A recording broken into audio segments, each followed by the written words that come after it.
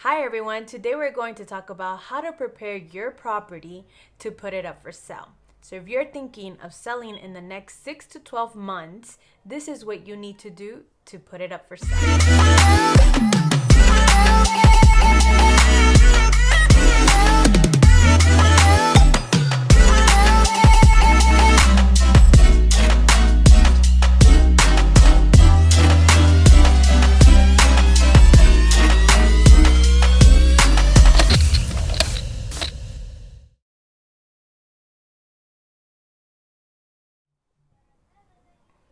Hi everyone, my name is Cifuentes, here a realtor with Keller Williams, and today we're going to talk about what you need to do to prepare your property to put it up for sale, whether that's in the next 3 to 6 to 12 months. What do you need to do to prepare your property, prepare yourself? That way you could ensure that you receive top dollar for your property, you sell it in the least amount of time, and you receive the less hassle when you're selling your property. And this is what you need to do.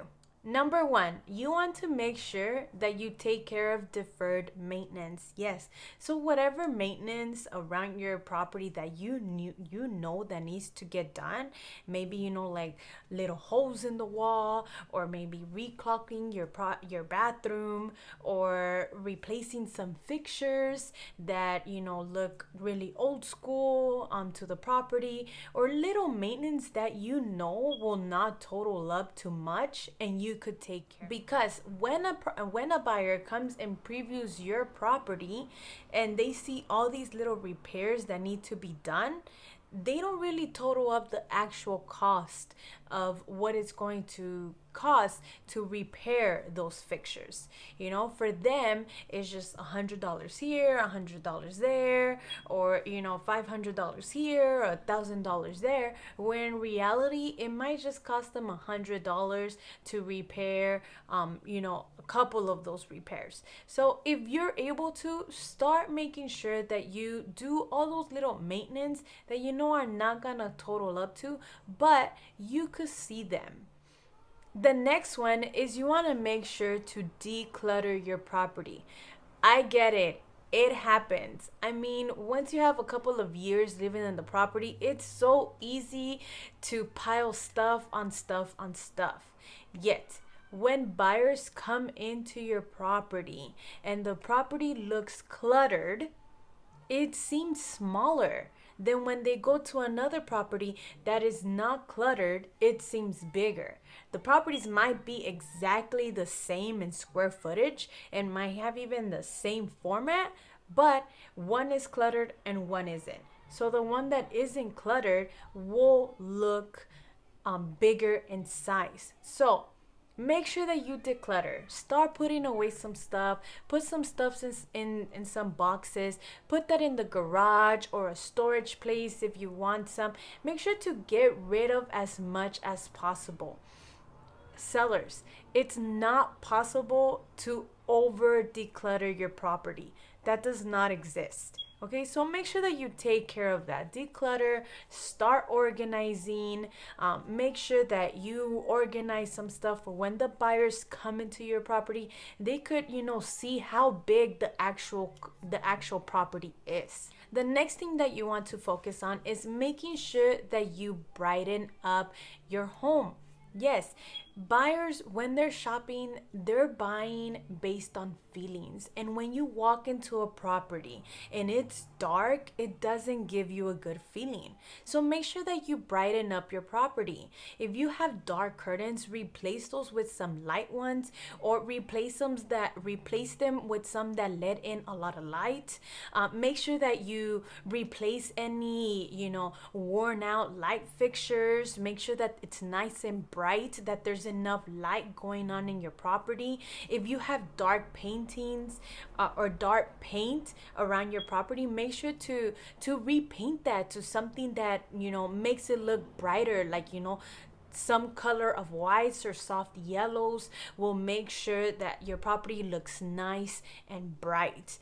Also, if you know that you're going to be having showings for that day, or you're going to have people over, open up all your windows. Let the sunlight in so that the property has enough natural light going in.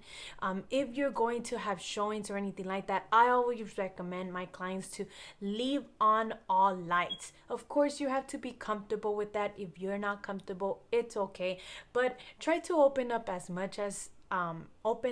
many windows as possible, leave as many lights as possible. Make sure that you have enough lights in each room. So if one of your rooms doesn't have a light, install a lamp in it, before you put the property up for sale or before someone comes and preview your property. So you want to make sure that your home is nice and bright.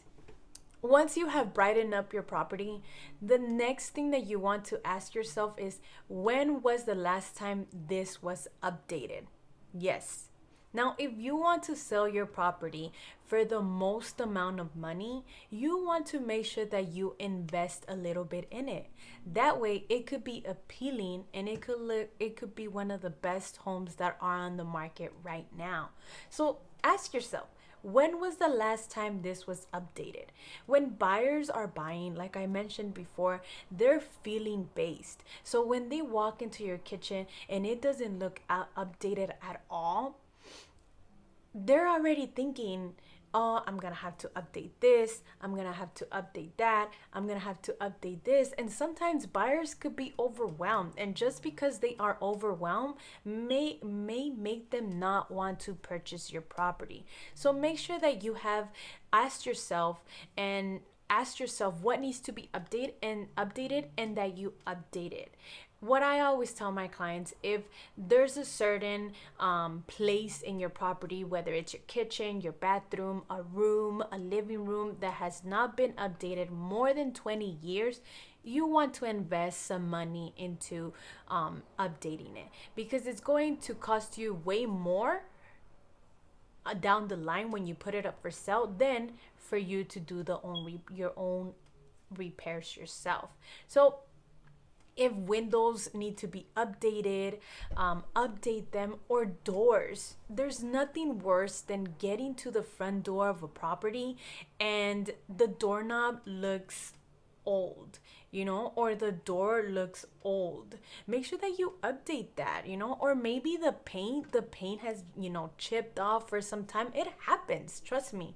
I understand, it happens.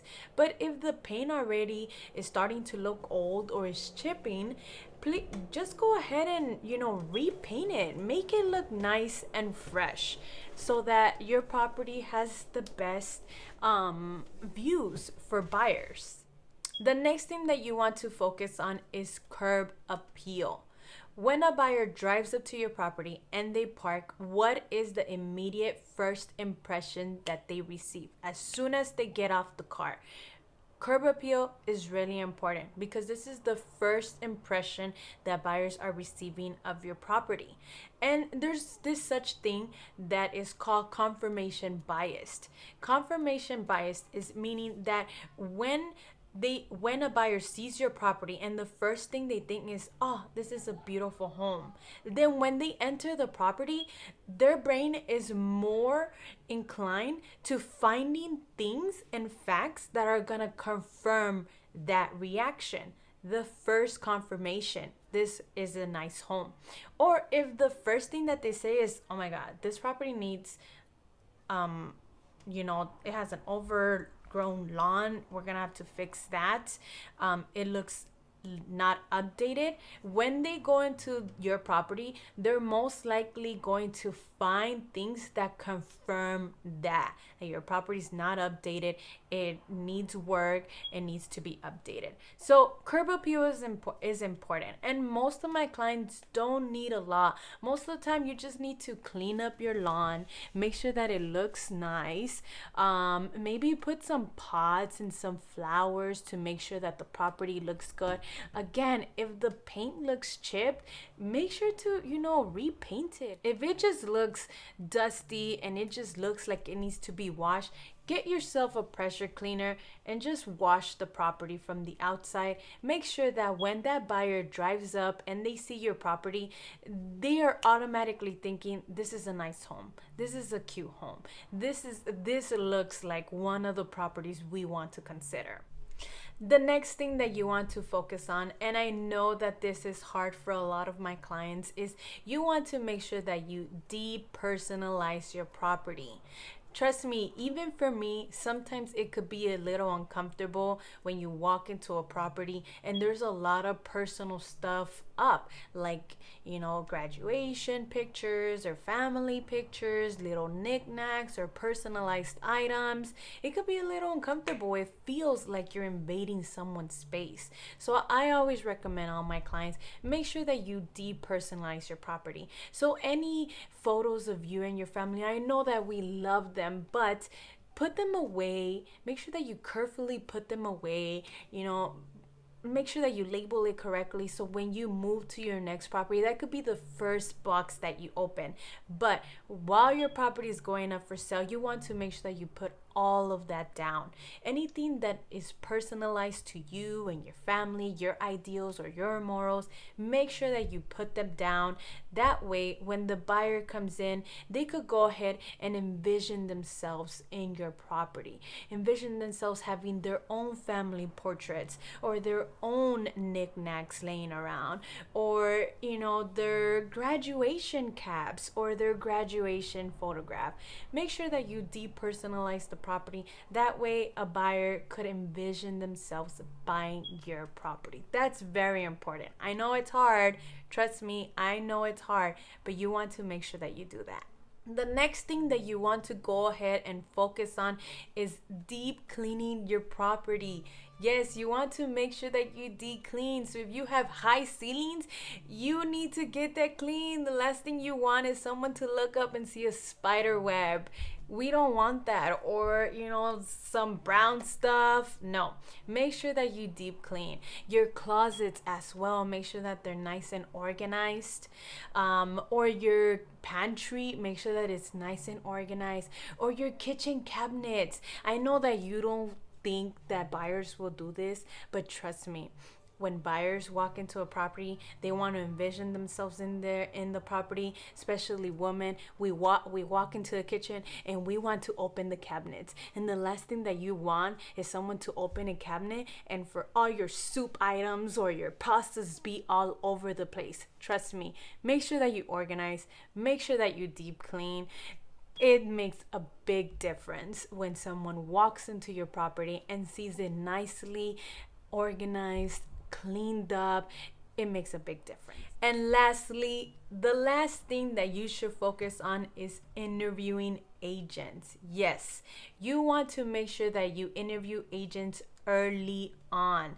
A lot of clients, a lot of sellers, what I see them do is that they go with the first agent that they interview or with the first ad that they see. You should interview at least 1 to 3 agents, and please make me one of your 3 interviews, okay? But you want to make sure that you interview at least 3 agents, because not all agents work the same. We don't all work the same. We do not all communicate the same. We do not all market the same.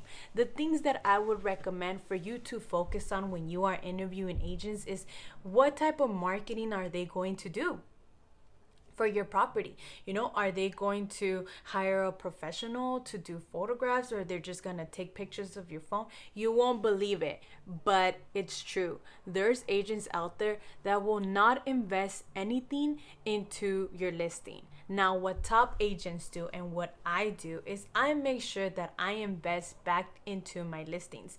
And most of my properties that I have up for sale, my budget could be anywhere between $1,000 to $2,000 depending on how big the property is. So make sure that you understand how they're going to market your property. Make sure that they're going to communicate with you effectively. There's a lot of agents out there that will not communicate with you. I, on the other hand, communicate with my sellers every single week. Every Monday is follow-up time. I call them and I let them know exactly where we are at that on that Monday. Did we host an open house? How did the open house go? Did we have a lot of buyers come in? Do we have any offers? Has anything sold in our area that might be competition to us, or has anything come on the market that is competition to us? So make sure that they communicate with you, and just, make sure that you feel comfortable with this agent, because it's going to be a while. First, it's going to take you a while to prepare your property to go on the market. Then, while your property is on the market, then while it's going through the life of escrow. So you're gonna become friends with this agent. Make sure that you want to become friends with that agent. And those are the main things that you want to do before you put your property up for sale. Make sure that you cover all of them so that you could feel prepared and that your property is prepared. That way you make sure you sell for top dollar in the least amount of time and with the least amount of hassle.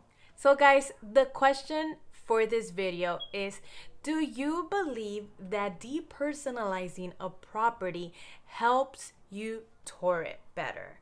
Do you feel more comfortable when there isn't much personal stuff inside a property that you have toured? Or does it not make a difference to you if you see personalized items inside a property? Let me know how you feel about this. I would love to know. Okay. And thank you for coming today. If you haven't subscribed to our channel, go ahead and subscribe. Hit the notification button so that you know when we post a new video. We post a new video every single week. Every Wednesday we post a new. Now, if you're a seller and you're interested in me going with you with all of these terms according to your property, and you will like a seller's analysis, go ahead and reach out to me. Schedule your consultation today and I would love to help. Talk to you soon. Goodbye.